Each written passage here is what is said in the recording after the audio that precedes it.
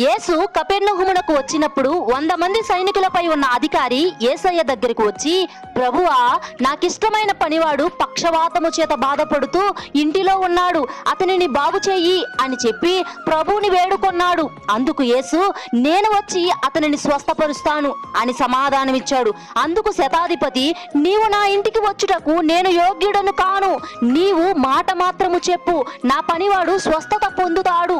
నా కింద అనేక మంది సైనికులు ఉన్నారు, నేను ఒకనితో వెళ్ళు అంటే వెళతాడు, ఒకనితో రమ్ము అంటే వస్తాడు, వారు ఏ పని చెప్పినా చేస్తారు. నీవు మాట్లాడితే ఆ మాటకు సమస్తము లోబడుతుంది, నీ మాటపై నాకు విశ్వాసం ఉంది అని సమాధానమిచ్చాడు. ఆ శతాధిపతి విశ్వాసం బట్టి ప్రభువు అతని దాసుడను స్వస్థపరిచాడు. అలాగే ఈ రోజు నువ్వు ఆయన మాట మీద విశ్వాసం ఉంచితే ఆయన నీ జీవితంలో గొప్ప కార్యాన్ని చేస్తాడు. నిన్ను ఎప్పటికీ విడిచిపెట్టడు.